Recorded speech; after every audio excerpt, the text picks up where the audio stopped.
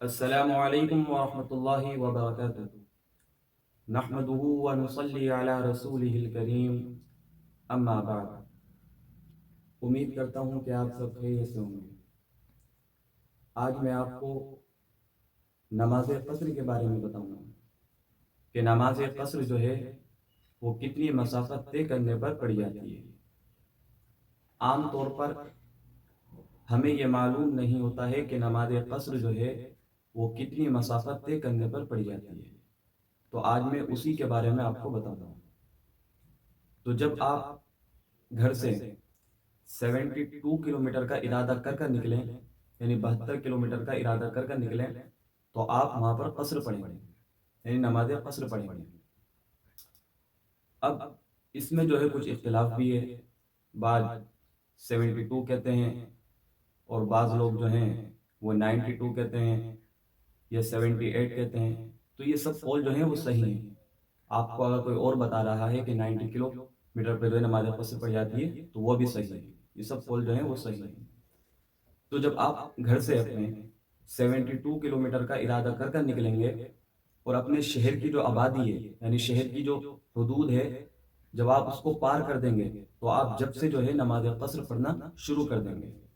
اب بعض لوگ یہ پوچھتے ہیں کہ ہم وہاں پر جا کر نماز قصر پڑھیں یا راستے میں ہی؟ تو جب آپ اپنے شہر کی حدود سے نکل جائیں گے، یعنی آبادی سے نکل جائیں گے، تو آپ جب سے ہی نماز قصر پڑھنا شروع کر دیں گے۔ اب یہ بات دھیان میں رکھنا کہ نماز قصر جو ہے وہ صرف فرض نماز میں ہے، یعنی جو فرض نمازیں ہیں ان میں قصر کی جاتی ہے۔ اب سنت جو ہیں اور نفل جو ہیں واجب، ان میں قصر نہیں کی جاتی، ان کو آپ پوری ہی پڑھیں گے۔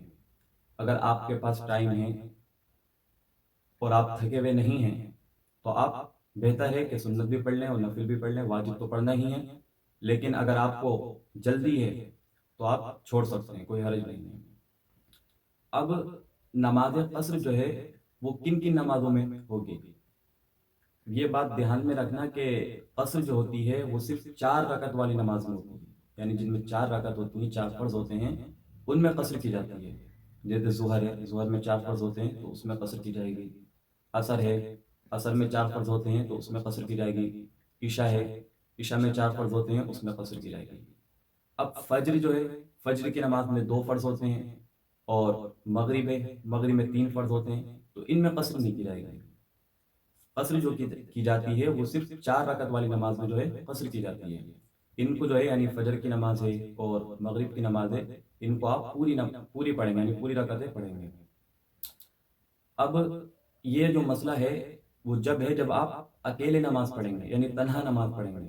آپ جب تنہا نماز پڑھیں گے تو آپ کو قصر کرنا پڑے گی، لیکن جب آپ کسی کے پیچھے نماز پڑھیں گے، یعنی کسی امام کے پیچھے نماز پڑھیں گے اور وہ امام مقیم ہو، یعنی وہاں کا رہنے والا ہو، تو آپ پوری نماز پڑھیں گے۔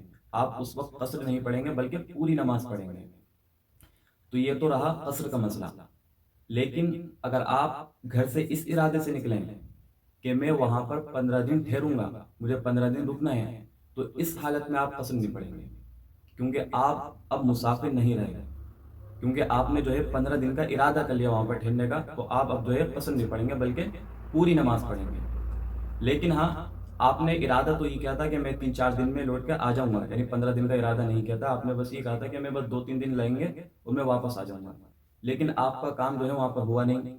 مثال کے طور پر آپ پیمنٹ لینا تھی اور آپ کو پیمنٹ نہیں مل پائی، جلدی ٹائم لگ گیا، اور اسی دوران آپ کے جو ہے 15 دن گزر گئے، تو اس حالت میں بھی جو ہے آپ مسافر ہی رہیں گے، کیونکہ آپ نے نیت نہیں کی 15 دن رکنے کی، تو اس حالت میں بھی جو ہے آپ مسافر رہیں گے۔ اب مسئلہ یہ ہے کہ اگر آپ وہاں پر نماز پڑھائیں گے تو آپ 2 رکعت جو ہے پڑھ کر سلام پھیر دیں گے، اور آپ کو پہلے اعلان کرنا ہوگا کہ میں جو ہوں مسافر ہوں، میں 2 رکعت نماز پڑھ کے جو ہے سلام پھیر دوں گا، اور آپ جو ہے بقیہ نماز پوری کر لیں۔ تو آپ 2 رکعت نماز پڑھ کر جو ہے وہ سلام پھیر دیں گے۔ تو یہ قصر نماز کا مسئلہ تھا جو ہمیں معلوم ہونا چاہیے۔ امید کرتا ہوں کہ آپ کے سمجھ میں آ گیا ہوگا، اور اسے زیادہ سے زیادہ شیئر کریں۔ السلام علیکم ورحمۃ اللہ وبرکاتہ۔